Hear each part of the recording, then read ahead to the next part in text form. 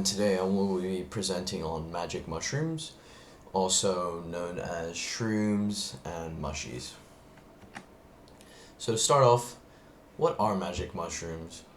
Well, magic mushrooms can either be wild or cultivated, as seen on this image to the right, but they are most prominently found in the wild as they are a naturally occurring vegetable. The name magic is due to them containing psilocybin, which is a compound that has naturally occurring psychoactive and hallucinogenic properties. Now, what this means is that it can cause, once ingesting it can cause you to experience visual and auditory sensations. And because they are hallucinogenic, it can cause you to hear and see these things and feel stuff that seem very vivid, but in reality they actually aren't, and it's just the effect of the drug. So how is it used? Well, people over the years have been ingesting it in many different formats, but most popular ones are they get dried and then eaten by being mixed into foods or drinks, while some people choose to eat them fully and wholly as they are. Some other methods of consumption can either be injected, sniffed, or crushed and put into capsules to eat. Why do people use it? Well, a bit of backstory on this. The substance of mushrooms gained popularity back in the 60s and 70s with hippies as they enjoyed the high it produced. And from there, it has evolved into what it is today. So it's safe to say as well that the major demographic of psilocybin users use it for the effects it produces in order to get this high. So another main reason as to why people use this is because they use it for health benefit purposes. There's been studies, and specifically this one from Johns Hopkins, that shows that it can improve people's qualities of life, and specifically mental disorders such as anxiety and depression.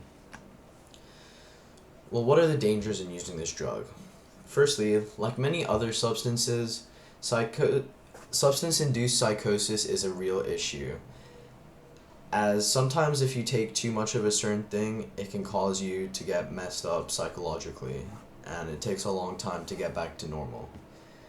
Secondly, there's dependency. So people who particularly enjoy a certain substance a lot will tend to start depending on it to reach the same altered heights of contentment in themselves, so they decide to keep going back and back again and doing this again.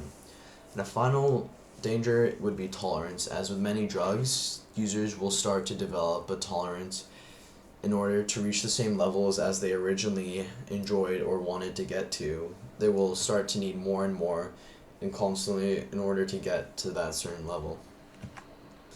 So some short-term effects and some long-term effects of these. Short-term effects include nausea, nervousness, paranoia, a relaxed or drowsy feeling, introspective thoughts and experiences, confusion, and visual and auditory experiences.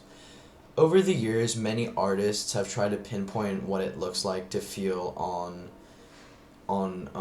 this sort of hallucinogenic substance, and to the right is a picture one artist has depicted what it must have felt like to be on it.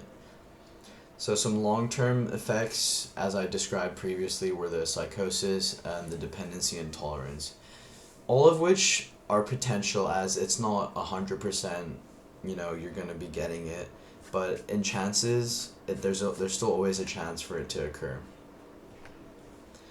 Are there any beneficial medicinal purposes to this? Well, yes.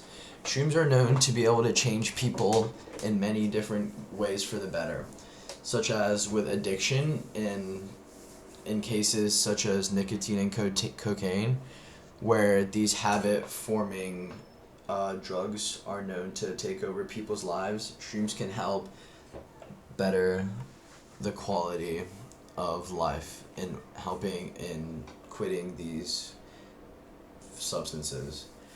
There's been research beginning on whether this can be used in order to treat anxiety and depression, even though there's already a couple available and it has been proven, but sadly not much is known yet, as it is still an illegal substance, so therefore there isn't too much to prove for it yet. But another benefit that it has, it's proven to lower ego substantially, and in return boost creativity levels of people.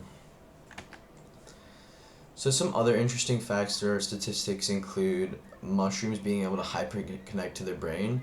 It has been proven that it connects